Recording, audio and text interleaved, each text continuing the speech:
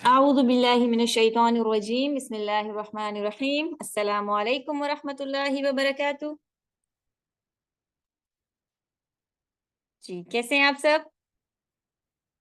شروع کرتے ہیں آج کا سیشن، آج کی کلاس، اس امید کے ساتھ کہ آپ سب بچے غور سے سنیں گے، فوکس ہو کے سنیں گے، کسی بھی کام سے کسی بھی بات سے ڈسٹریکٹ نہیں ہوں گے اور اہم باتوں کو، اہم پوائنٹس کو نوٹ ڈاؤن کریں گے انشاءاللہ۔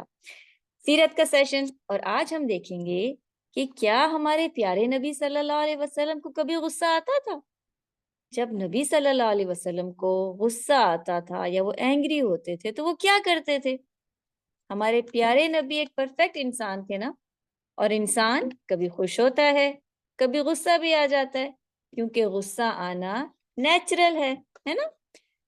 کوئی اگر آپ کو یا گھر والوں کے ساتھ کوئی ظلم کرے، کوئی زیادتی کرے تو غصہ آتا ہے نا؟ ہمارے نبی صلی اللہ علیہ وسلم کو بھی غلط باتوں پر غصہ آتا تھا، لیکن آپ حکمت کے ساتھ ڈیل کرتے تھے۔ نبی صلی اللہ علیہ وسلم فرماتے تھے کہ میں انسان ہوں اور مجھے بھی غصہ آتا ہے جیسے باقی انسانوں کو آتا ہے۔ صحابہ کہتے تھے کہ ہمیں نبی کے چہرے اور آنکھوں سے پتہ چل جاتا تھا کہ نبی کب غصے میں ہیں، لیکن نبی کا غصہ ہماری طرح تو نہیں تھا۔ آپ کا غصہ کبھی بھی اپنے لیے یا اپنی کسی بات پر نہیں ہوتا تھا، بلکہ اللہ کی رضا، دین کے لیے، انصاف کے لیے ہوتا تھا۔ ہمارے نبی نے کبھی بھی کسی کو غصے کی وجہ سے نقصان نہیں پہنچایا۔ انہوں نے اپنی زندگی میں ہمیشہ غصے پر کنٹرول کیا، غصے کو قابو کیا، کیونکہ غصہ تو انسان کو آ ہی جاتا ہے نا، اصل بات غصے کی ڈیلنگ ہے۔ نبی صلی اللہ علیہ وسلم کو جب غصہ آتا تو آپ صبر کرتے، دوسروں کو معاف کرتے۔ ایک مرتبہ ایک شخص نے نبی صلی اللہ علیہ وسلم کے پاس آیا اور پوچھا کہ آپ مجھے کوئی نصیحت کریں، یعنی اے اللہ کے رسول مجھے کوئی نصیحت کرے، کوئی ایڈوائز کرے، کوئی اچھی بات بتائیں۔ تو نبی نے فرمایا کہ غصہ نہ کیا کرو۔ پھر اس نے دوبارہ پوچھا تو آپ نے دوبارہ کہا کہ غصہ نہ کیا کرو۔ پھر اس نے دوبارہ یہی سوال کیا اور نبی صلی اللہ علیہ وسلم نے دوبارہ یہی نصیحت کی کہ غصہ نہ کیا کرو۔ کیا مطلب کہ غصہ نہ کیا کرو؟ غصہ تو آ جاتا ہے، نیچرل ہے، غلط باتوں پر تو سب کو غصہ آتا ہے۔ نبی کا مطلب تھا کہ غصے میں غلط فیصلے، غلط بات، غلط کام نہ کیا کرو، غصے کو ہینڈل کرو۔ بعض لوگوں کو جب غصہ آتا ہے تو دوسروں پر چیخنا شروع کر دیتے ہیں، غصے میں ڈانٹنا شروع کر دیتے ہیں، توڑ پھوڑ شروع کر دیتے ہیں، برا بھلا کہنا شروع کر دیتے ہیں، اور بعد میں جب غصہ ٹھنڈا ہوتا ہے تو افسوس ہوتا ہے، ریگریٹ ہوتا ہے کہ غصے میں ایسا کیوں کیا۔ نبی صلی اللہ علیہ وسلم کی اپنی ذات پر اگر کوئی اٹیک کرتا، یعنی آپ کو کوئی برا بھلا کہتا، آپ کی کوئی انسلٹ کرتا، تو آپ انہیں معاف کر دیتے۔ نبی صلی اللہ علیہ وسلم نے فرمایا کہ شیطان غصہ کرنے والے کو بہکا دیتا ہے، اس لیے جب غصہ آئے تو تعوذ پڑھو۔ کیوں؟ تاکہ غصے میں انسان کوئی نقصان نہ کرے، شیطان اس کو بہکا نہ سکے۔ تو جب بھی غصہ آئے تو ہم نے اعوذ باللہ من الشیطان الرجیم پڑھنا ہے۔ ہمارے پیارے نبی کو جب غصہ آتا تو آپ صبر کرتے تھے، لیکن اگر کوئی اسلام یا قرآن یا اللہ کے بارے میں، دین کے بارے میں کوئی غلط بات کرتا تو نبی کے چہرے پر غصے کے آثار نظر آتے۔ ایک مرتبہ ایک شخص نبی صلی اللہ علیہ وسلم کے پاس آیا اور کہنے لگا کہ میں فجر کی نماز کے لیے جب آتا ہوں تو نماز کی رکعتیں بہت لمبی ہوتی ہیں اور میں تھک جاتا ہوں، اس لیے میں اب فجر کی نماز کے لیے دیر سے آتا ہوں اور درمیان سے جوائن کرتا ہوں، کیونکہ جو امام ہیں وہ فجر بہت لمبی پڑھاتے ہیں۔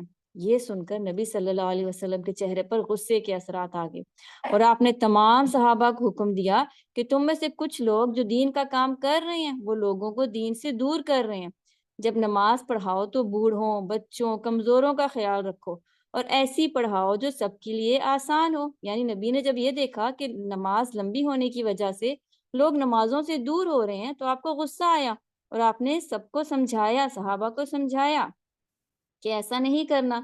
تو نبی کو غصہ کب آتا تھا؟ جب لوگ دین کو غلط سمجھتے تھے، دین سے دور ہوتے تھے۔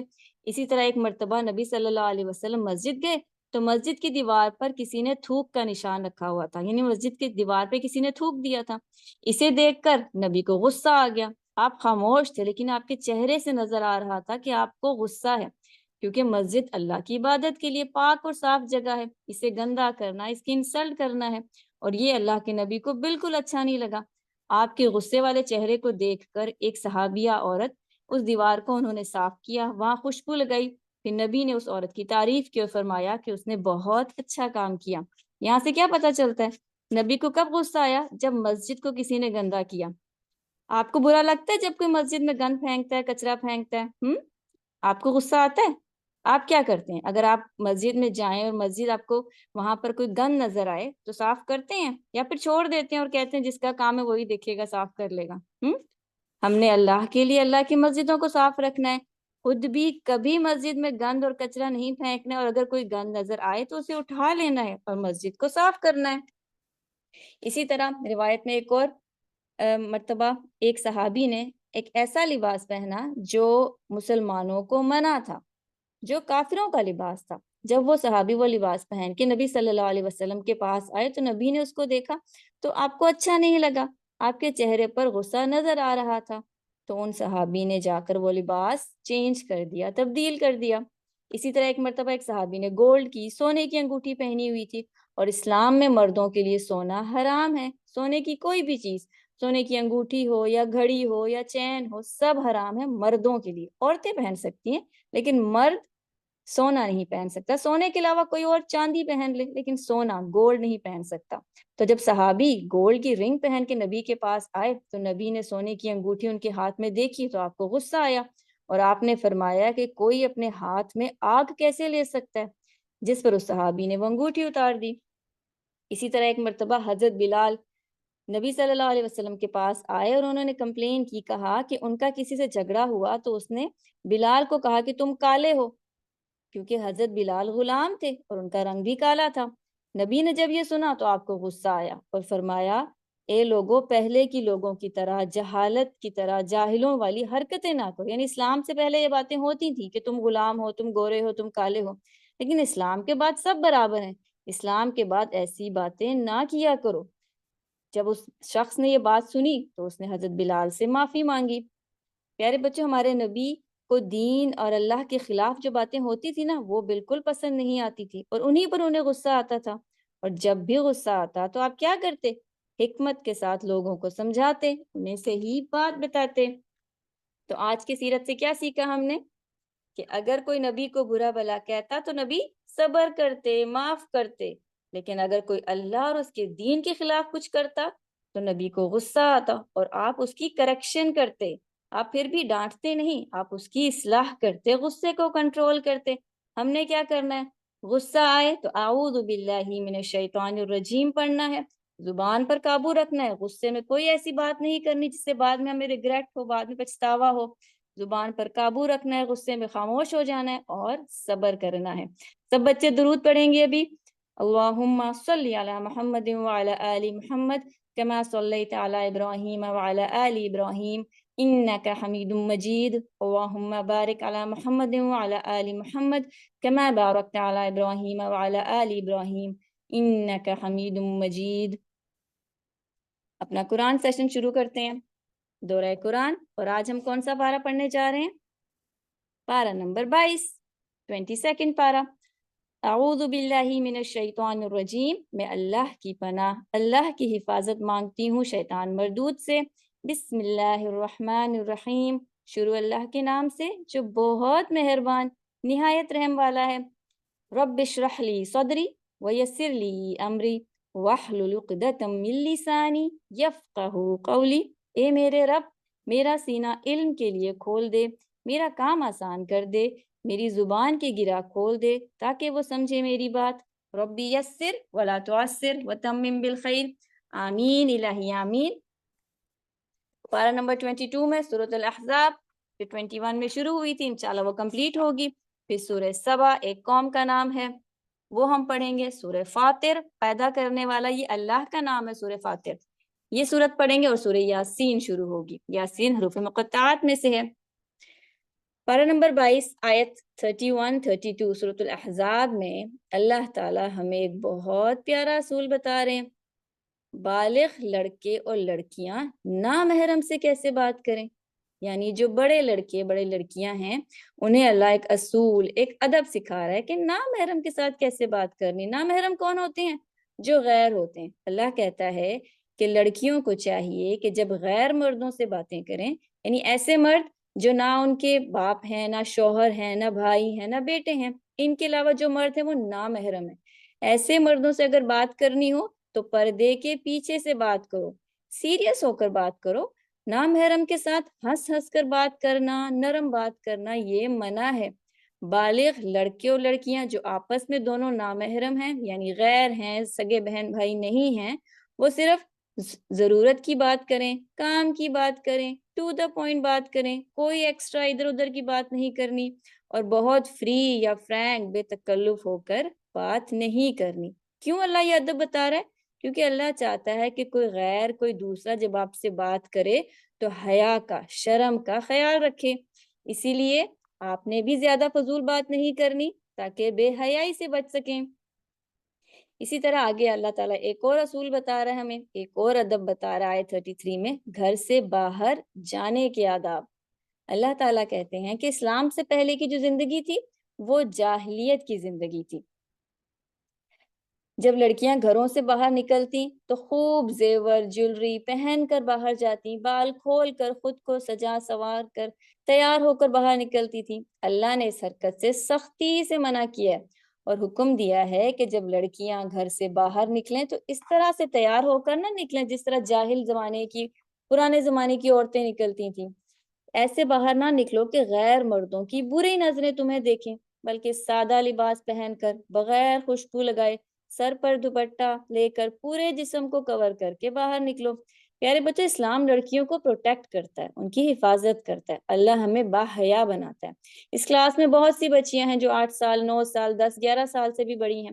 تو بچوں، جب بھی آپ گھر سے باہر نکلیں، کسی بھی کام سے نکل سکتے ہیں، اسکول جانے کے لیے نکلیں، نیبرز میں کسی کام سے جائیں، دوستوں سے ملنے جائیں، کوئی بھی کام ہو، جب آپ گھر سے باہر نکلیں تو اس طرح سے نہیں جانا جس طرح آپ گھر میں بیٹھی تھی۔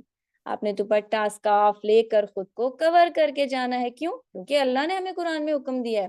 اللہ تعالیٰ ہمیں باپردہ بناتا ہے۔ اور پیارے بچوں، اللہ تعالیٰ ہمیں تیار ہونے سے منع نہیں کرتا۔ ہم ایسی گیدرنگ میں جہاں صرف لڑکیاں ہوں وہاں جا کر اچھے سے تیار ہو سکتے ہیں، جیولری، خوشبو لگا سکتے ہیں۔ اللہ صرف ایسی جگہ سج کے جانے سے منع کرتا ہے جہاں غیر مرد ہوں، کیونکہ اللہ چاہتا ہے کہ وہ لڑکیوں کی حفاظت کرے۔ اور لڑکوں کو بھی اللہ تعالیٰ حکم دیتا ہے کہ جب کسی نامحرم لڑکی کو دیکھو تو نظریں جھکاؤ، یعنی بے حیائی کو لڑکوں نے بھی نہیں دیکھنا، نظریں جھکا دینی ہیں۔ اللہ تعالیٰ چاہتا ہے کہ لڑکیاں اور لڑکے ایک دوسرے کی شرم کا، ایک دوسرے کی حیا کا خیال رکھیں۔ اس اصول کے بعد آگے آیت نمبر 34 میں اللہ تعالیٰ کا نام ہے اللہ اللطیف ہے، اللہ خوب جاننے والا ہے، اللہ سنبھالنے والا ہے، شفقت والا ہے۔ اللہ انسان کو اتنا جانتا ہے جتنا انسان خود بھی نہیں جانتا۔ میں اور آپ اپنے آپ کو اتنا نہیں جانتے جتنا اللہ ہمیں جانتا ہے۔ اور اللہ تعالیٰ ہمارے مسئلوں کو، ہماری پریشانیوں کو، ہماری ضرورتوں کو بھی جانتا ہے۔ اور اللہ اتنے آرام سے ہمیں سنبھالتا ہے کہ ہمیں پتہ ہی نہیں چلتا۔ ہمیں کئی دفعہ مشکل سے اللہ نکال دیتا ہے نا؟ کوئی مشکل ہوتی ہے، پریشانی ہوتی ہے، ہم نکل آتے ہیں۔ کیوں؟ اللہ نکال دیتا ہے۔ ہماری زندگی کے بہت سارے کام ہیں جو ہوتے جا رہے ہیں، یہ اللہ کر رہا ہے۔ کیوں؟ اللہ اللطیف ہے۔ اللہ کا نام اللطیف ہے، جس نے ہمیں سنبھالا ہوا ہے۔ جیسے یہ قرآن کی کلاس، اس کلاس میں روزانہ آپ اللہ کی باتیں پڑھتے ہیں نا، اللہ کے احکام پڑھتے ہیں، اور آپ کو پتہ بھی نہیں چلتا آپ کے دل میں اللہ سے ایک کنیکشن، ایک بانڈ بن رہا ہے۔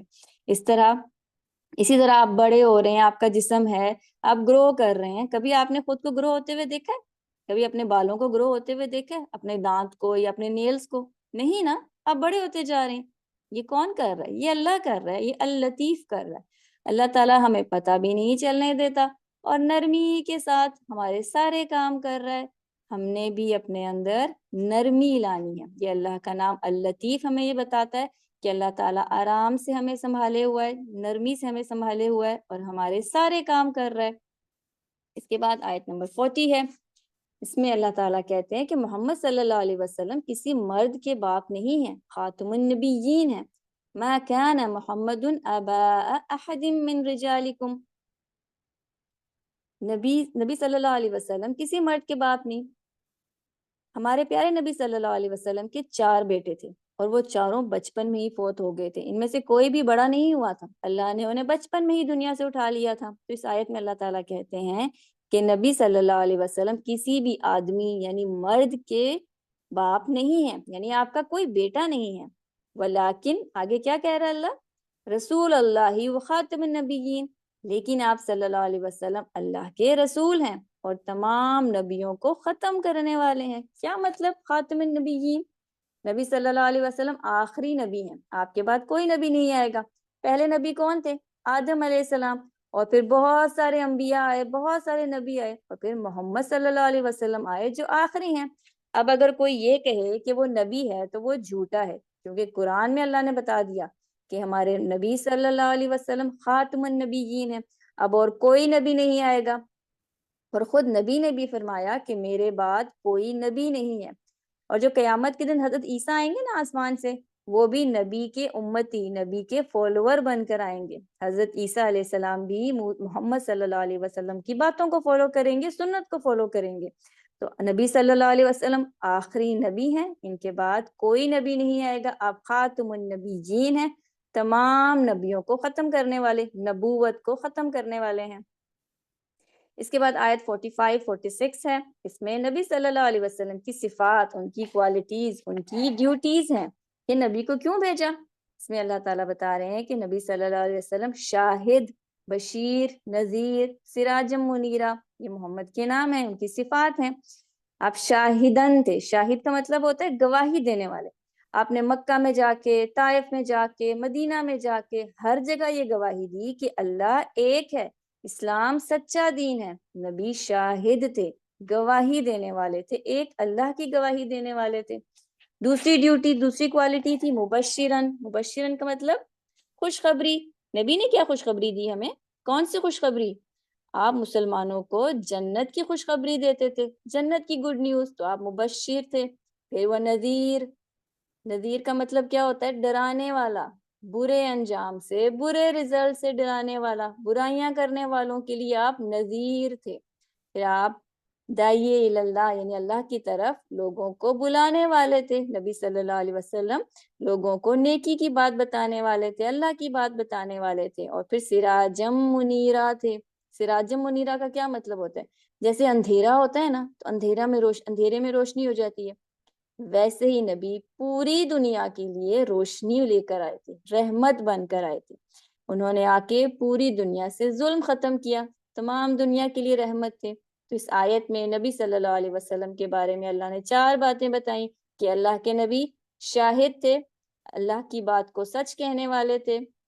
پھر اللہ کے نبی مبشرن تھے، مبشر تھے، جنت کی خوشخبری دینے والے تھے۔ اللہ کے نبی نذیر تھے، آخرت کی سزا سے ڈرانے والے تھے۔ اور سراجم منیرہ تھے، دنیا کو ظلم سے، گناہوں سے، اندھیرے سے نکالنے آئے تھے۔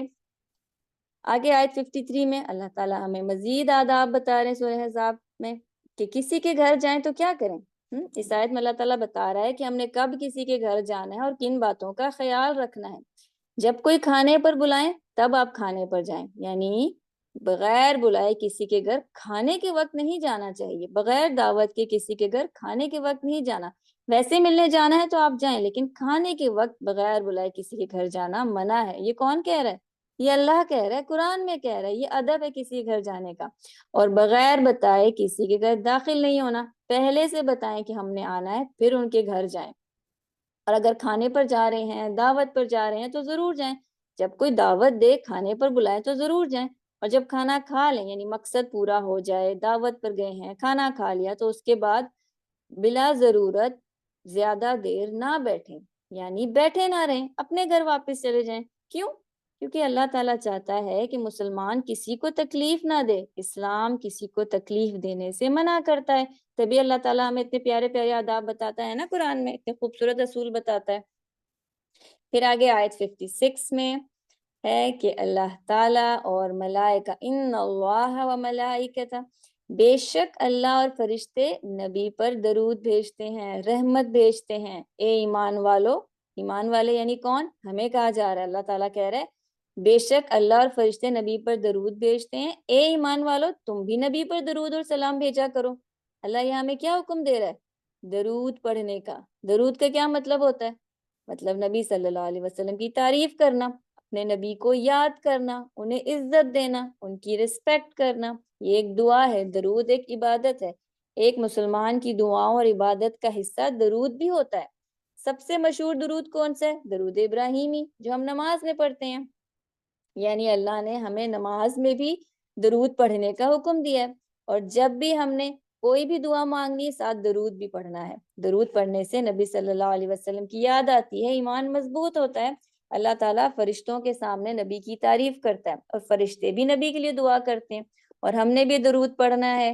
حدیث میں ہے کہ جو شخص ایک مرتبہ درود پڑھتا ہے تو اللہ اس کے 10 گناہ معاف کرتا ہے. ہم چاہتے ہیں نا ہمارے گناہ معاف ہوں, تو ایک دفعہ درود پڑھیں گے 10 گناہ معاف ہو جائیں گے, اور اللہ تعالیٰ اس پر 10 رحمتیں بلیسنگز بھی نازل کرتا ہے. کس پہ؟ جو درود پڑھتا ہے. تو درود پڑھنے سے 10 گناہ معاف ہوتے ہیں, 10 رحمتیں نازل ہوتی ہیں.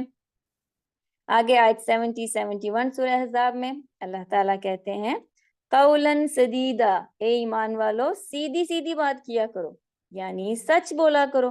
کسی کو دھوکہ دینا اچھی بات نہیں, ہم نے دھوکہ نہیں دینا, جھوٹ نہیں بولنا. اس آیت میں اللہ کا حکم ہے کہ سچ بولا کرو, جب بات کرو تو سچ بولو. آپ بچے اس بات کا خیال رکھتے ہیں کہ سچ بولیں؟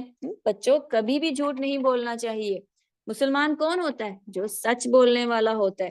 جھوٹ بولنا تو شیطان کا کام ہے, منافق جھوٹا ہوتا ہے نا, پچھلے باروں میں پڑھا تھا کہ جھوٹ کون بولتا ہے؟ منافق بولتا ہے. بچوں ہم نے ہمیشہ سچ بولنا چاہیے. ابھی تو رمضان کا مہینہ ہے, اور رمضان میں روزے میں اس بات کا خاص خیال رکھنا ہے, زبان کو کنٹرول کرنا ہے, ہمیشہ سچ, سیدھی اور اچھی بات کرنی ہے. یہاں پہ آپ کی سورۃ الاحزاب کمپلیٹ ہوتی ہے, اگلی سورہ شروع ہوتی ہے سورہ سبا. یہ ایک قوم کا نام تھا.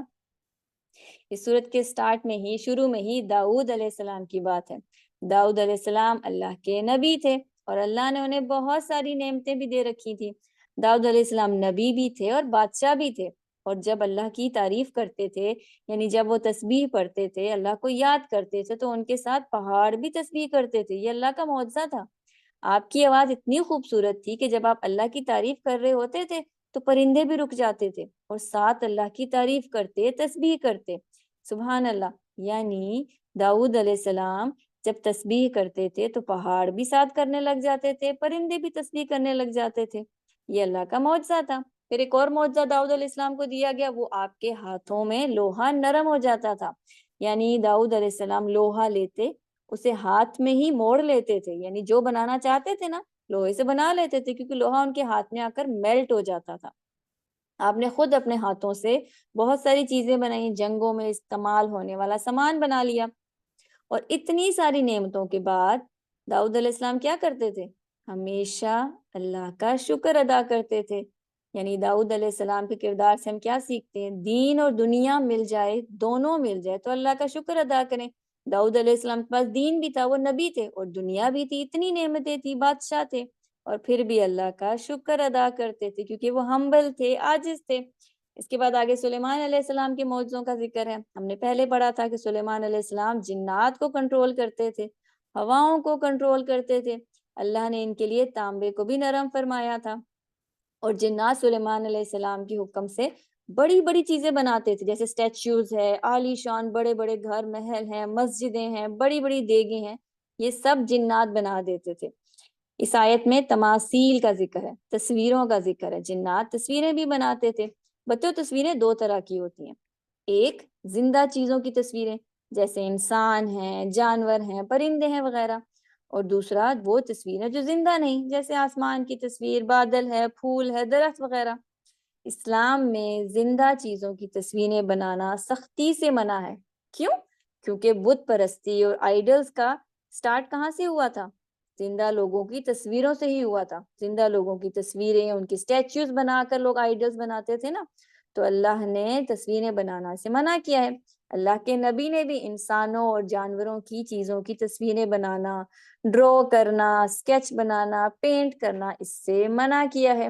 ہاں آپ درختوں کی بنا سکتے ہیں, آسمان کی بنا سکتے ہیں, پھولوں کی, یعنی بے جان چیزوں کی تصویریں آپ بنا سکتے ہیں, جن میں جان نہیں ہوتی وہ تصویریں آپ بنا سکتے ہیں, لیکن جاندار چیزوں کی تصویریں بنانا اسلام میں منع ہے.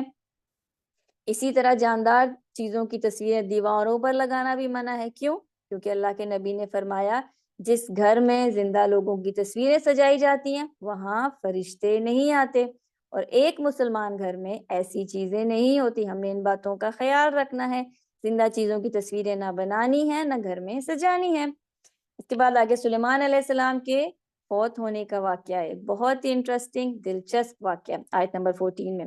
سلیمان علیہ السلام جنات کو کنٹرول کرتے تھے اور جنات سے بڑی بڑی بلڈنگز بنواتے تھے۔ اسی طرح بیت المقدس بھی جنات بنا رہے تھے اور سلیمان علیہ السلام وہاں عبادت کرتے رہتے تھے، یعنی بیت المقدس بن بھی رہا تھا اور سلیمان علیہ السلام وہاں موجود جنات کو دیکھ بھی رہے تھے اور ساتھ عبادت بھی کرتے تھے۔ ایک مرتبہ سلیمان علیہ السلام سٹک کے ساتھ، لاٹھی کے ساتھ سہارے سے بیٹھے ہوئے تھے، یعنی ان کے ہاتھ میں ایک لاٹھی تھی جسے پکڑ کر وہ بیٹھے ہوئے تھے کہ موت کا فرشتہ آیا اور سلیمان علیہ السلام کی روح قبض کر لی اور وہ وہیں بیٹھے بیٹھے فوت ہو گئے۔ جنات سامنے کام کر رہے تھے، انہیں پتہ ہی نہیں چلا اور وہ کام کرتے رہے۔ جنات سلیمان علیہ السلام سے ڈرتے تھے اور انہیں لگ رہا تھا کہ سلیمان علیہ السلام انہیں دیکھ رہے ہیں، اس لیے وہ دن رات اپنا کام کرتے جا رہے تھے۔ سلیمان علیہ السلام کو فوت ہوئے کئی دن ہو گئے تھے اور جنات کو پتہ ہی نہیں تھا۔ پھر جو لاٹھی تھی نا، جو سلیمان علیہ السلام کے ہاتھ میں تھی، جس سے انہوں نے سہارا لیا ہوا تھا، ٹیک لگائی ہوئی تھی، وہ ایک کیڑا جسے دیمک کہتے ہیں، وہ لکڑی کھاتا ہے، وہ کیڑا اس لاٹھی کو کھانے لگا اور کافی دنوں بعد جب اس نے وہ لاٹھی کھا لی تو وہ لاٹھی گر گئی اور جنات کو پتہ چل گیا کہ سلیمان علیہ السلام اب زندہ نہیں ہیں اور اسی وقت انہوں نے کام روک دیا۔ اللہ اکبر! کیا سیکھا؟ پیارے بچوں، دنیا ختم ہونے والی ہے، سب انسانوں کو موت آنی ہے۔ سلیمان علیہ السلام اتنے بڑے پیغمبر تھے، پھر بھی فوت ہو گئے تھے۔ اللہ کا حکم کبھی بھی آ سکتا ہے، موت کبھی بھی آ سکتی ہے۔ دنیا کے کام تو ہوتے رہتے ہیں، اللہ تعالیٰ جنات سے یہ کام کرانا چاہتا ہے، اللہ جو کرانا چاہتا ہے کرا لیتا ہے۔ اور جنات غیب نہیں جانتے، جنات کو نہیں پتا چلا کہ موت کا فرشتہ آیا ہے اور روح قبض کر لیے، کیونکہ جنات تو غیب نہیں جانتے نا۔ اور ہم نے یہ دیکھا کہ کسی کا بھی موت کا وقت کبھی بھی آ سکتا ہے۔ یہاں پہ آپ کی سورہ سبا کمپلیٹ ہوتی ہے، سورہ فاتر شروع ہوتی ہے، 22ویں پارے کی سورہ فاتر۔ فاتر اللہ کا نام ہے۔ قرآن میں 3 صورتیں ایسی ہیں جو اللہ کے نام پہ ہیں، سورہ فاتر، سورہ الرحمن، سورۃ الاعلی۔ یہ 3 صورتیں ایسی ہیں جو اللہ کے نام پر ہیں۔ سورہ فاتر کے شروع میں فرشتوں کی بات ہے، فرشتوں کا ذکر ہے۔ فرشتے کون ہوتے ہیں؟ یہ اللہ کے اوبیڈینٹ، فرما بردار مخلوق ہیں جن کے پاس اپنی کوئی چوائس نہیں ہوتی اور یہ انسانوں کے کام بھی کرتے ہیں۔ ان میں سے کسی کے 2 پر ہوتے ہیں، کسی کے 3 پر ہوتے ہیں، کسی کے 4 پر ہوتے ہیں۔ اور اصل میں فرشتہ کیسا ہوتا ہے یہ تو ہمیں ایگزیکٹ نہیں پتا، لیکن یہ نور کی طرح، لائٹ کی طرح ہوتے ہیں۔ اور یہ جو ہم کارٹون میں فرشتے دیکھتے ہیں نا، فرشتے ایسے نہیں ہوتے، کیونکہ یہ کیسے ہوتے ہیں اللہ نے ہمیں بتایا ہی نہیں۔ اور فرشتوں کے تو بہت سارے کام ہوتے ہیں، کوئی ہماری حفاظت کر رہا ہوتا ہے، کوئی ہمیں شیطان سے بچا رہا ہوتا ہے، کوئی بارش برسانے کا کام کرتا ہے۔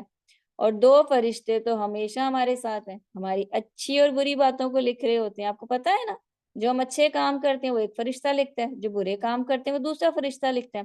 کبھی یہ نہ کہا کہ ایک اچھا فرشتہ ہے ایک برا فرشتہ ہے، دونوں فرشتے اچھے ہیں، بس اپنی اپنی ڈیوٹیز کر رہے ہیں، اپنے اپنے کام کر رہے ہیں۔ اللہ تعالیٰ یہاں فرشتوں کی بات کر رہا ہے اور فرشتوں کو دیکھ کر ہم نے کیا کرنا ہے؟ جیسے فرشتے اللہ کی بات مانتے ہیں، ہم نے بھی اللہ کی بات ماننی ہے۔ آگے آیت 10 میں اللہ تعالیٰ ہمیں ایک ٹپ دے رہے ہیں کہ عزت کس کو ملے گی، کسے عزت ملتی ہے۔ آپ چاہتے ہیں نا سب آپ کی عزت کریں، آپ کی رسپیکٹ کریں، چاہتے ہیں نا؟ تو اللہ تعالیٰ کہہ رہا ہے کہ عزت اس کو ملے گی جو اللہ کی بات مانے گا، جو قرآن پر عمل کرے گا۔ عزت والا کون ہوتا ہے؟ عزت والا وہ ہوتا ہے جس کی سب ریسپیکٹ کرتے ہیں نا، اس کی بات مانتے ہیں۔ تو اللہ کہتا ہے اگر ہم اللہ کی بات مانیں گے تو لوگ ہماری عزت کریں گے۔ یعنی جیسا اللہ نے کہا ویسا لباس پہننا ہے، جیسی عبادت اللہ نے کہا ویسی عبادت کرنی ہے، جیسی بات اللہ نے کرنے کا ہم نے ویسی بات کرنی ہے۔ یعنی ہر وہ کام جیسا اللہ نے کہا ہے ویسا ہی کریں گے تو اللہ ہمیں عزت دے گا، دوسروں کے سامنے اللہ ہمیں رسپیکٹ دے گا۔ یہاں پہ آپ کی سورہ فاتر بھی کمپلیٹ ہوتی ہے اور سورہ یاسین شروع ہوتی ہے۔ یاسین حروف مقطعات ہے۔ سورہ یاسین کی آیت نمبر 12 میں ہے کہ انسان دنیا میں جو کچھ کر رہا ہے نا سب ریکارڈ ہو رہا ہے۔ اس وقت جو بچے کلاس لے رہے ہیں نا ان کی نیکیاں بڑھتی جا رہی ہیں، سب ریکارڈ ہو رہا ہے۔ کچھ کام ایسے ہیں انسان جو دنیا میں کرتا ہے اور کچھ ایسے ہیں جو وہ دنیا میں شروع تو کرتا ہے لیکن چھوڑ کر چلے جاتا ہے اور بعد میں وہ کام ہوتا رہتا ہے، اس کے بعد بھی وہ نیکی کا کام ہوتا رہتا ہے۔ تو جو کام وہ دنیا میں کر رہا تھا اور کرتے ہوئے دنیا سے چلا گیا، اس کے بعد وہ کام ہوتے رہے، ان تمام کاموں کا انعام یا سزا بھی اس کو اس دنیا کے بعد جانے کے بعد بھی ملتی رہے گی۔ یعنی انسان جو اچھا یا برا کام چھوڑ کر جاتا ہے نا، جسے لوگ بھی فالو کرتے ہیں اور وہ کام کرتے ہیں، تو انسان کے مرنے کے بعد بھی اس کام کا ریکارڈ ہوتا جا رہا ہوتا ہے۔ مثلاً کتنے استاد دنیا سے چلے گئے، قرآن سکھانے والے دنیا سے چلے گئے، ہے نا، اور جو کتابیں وہ لکھ کر گئے ہیں، اور جو وہ لوگوں کو اچھی اچھی باتیں سکھا کر گئے ہیں، جب تک لوگ وہ اچھے اچھے کام کرتے رہیں گے نا، ان استاد کو اس دنیا میں جانے کے بعد بھی وہ اجر ملتا رہے گا، چاہے وہ زندہ ہوں یا نہ ہوں۔ جو وہ سکھا کر چلے گئے ہیں، جب تک وہ لوگ وہ کام کرتے رہیں گے، نیکی کا کام کرتے رہیں گے، انہیں اجر ملتا رہے گا۔ اسی طرح برائی کے ساتھ بھی ہے، اسی طرح برائی کرنے اور سکھانے کے والے کے ساتھ بھی ہوگا۔ برائی سکھانے والے کو بھی سزا ملتی رہے گی۔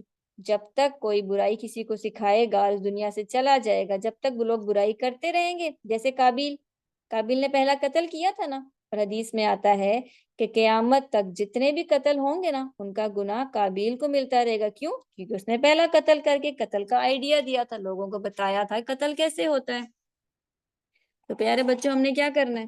ہم نے اچھی اچھی باتیں کرنی ہیں تاکہ ہمیں ہمیشہ ان کا ثواب ملتا رہے، اور دوسروں کو بھی اچھی اچھی باتیں سکھانی ہے، تاکہ جب تک آپ کا دوست، آپ کے چھوٹے بہن بھائی آپ کی بتائی ہوئی نیکیاں کرتے رہیں گے نا، آپ کو بھی اجر ملتا رہے گا۔ اتنا ہی اجر ملے گا جتنا نیکی کرنے والے کو ملے گا۔ یعنی آپ کا بھائی یا آپ کا دوست آپ کے کہنے پہ کوئی اچھا کام کرتا ہے نا، تو اس کو تو اجر ملے گا، لیکن ساتھ آپ کو بھی ملے گا، اور ہمیشہ ملتا رہے گا۔ آگے سے وہ کسی اور کو بتاتا ہے تو اس کا اجر بھی آپ کو ملتا رہے گا۔ تو اس آیت میں اللہ ہمیں کیا سکھا رہا ہے؟ اللہ کہتا ہے کہ نیکیاں کرو اور دوسروں کو بھی سکھاؤ نیکیاں، اس سے کیا ہوگا؟ اس سے اجر ملتا رہے گا، یعنی ثواب ہمارا، اجر ہمارا ملٹی پلائی ہوتا رہے گا، اور ہم دنیا میں ہوں یا نہ ہوں ہمیں ثواب ملتا رہے گا۔ ہماری جو گڈ ڈیڈز کی بک ہے نا، وہ ہیوی ہوتی رہے گی۔ اللہ اکبر۔ پارا آپ کا کمپلیٹ ہوا، اور اس کے بعد آج کے پارے سے ہم نے کیا سیکھا؟ سب سے پہلے ہم نے دیکھا کہ غصے پر قابو کرنا ہے، زبان کو قابو میں رکھنا ہے، پھر غیر محرم غیر مردوں سے بلا ضرورت بات چیت نہیں کرنی، گھر سے باہر جاتے ہوئے لڑکیوں کو خود کو کور کرنا چاہیے۔ اللہ تعالیٰ لڑکے اور لڑکیوں کی حیا عزت کا خیال رکھنے کا حکم دیتا ہے۔ پھر ہم نے دیکھا کہ نبی صلی اللہ علیہ وسلم آخری نبی تھے، اب کوئی نبی نہیں آئے گا۔ پھر بغیر بتائے کسی کے گھر نہیں جانا، پھر جاندار چیزوں کی تصویریں بنانا سجانا سختی سے منع ہے۔ پھر حضرت سلیمان علیہ السلام کے بارے میں ہم نے دیکھا کہ موت کبھی بھی کسی بھی وقت کسی کو بھی آ سکتی ہے، چاہے وہ بادشاہ ہو چاہے کوئی عام انسان ہو، موت نے سب کو آنا ہے۔ آج کی ایکٹیویٹی کیا ہے؟ ہم نے کیا کرنا ہے؟ کثرت سے درود پڑھنا ہے۔ ہم نے آج پارے میں پڑھا نا کہ اللہ تعالیٰ اور فرشتے نبی پہ درود پڑھتے ہیں۔ اے ایمان والو، تم بھی درود پڑھو، ابھی تو رمضان ہے، درود پڑھنے کا اجر بہت زیادہ ہوگا۔ ہم نے کثرت سے درود پڑھنا ہے۔ انشاءاللہ نیکسٹ کلاس میں 23واں پارہ پڑھیں گے۔ جزاکم اللہ خیر کثیرہ۔ السلام علیکم ورحمۃ اللہ وبرکاتہ۔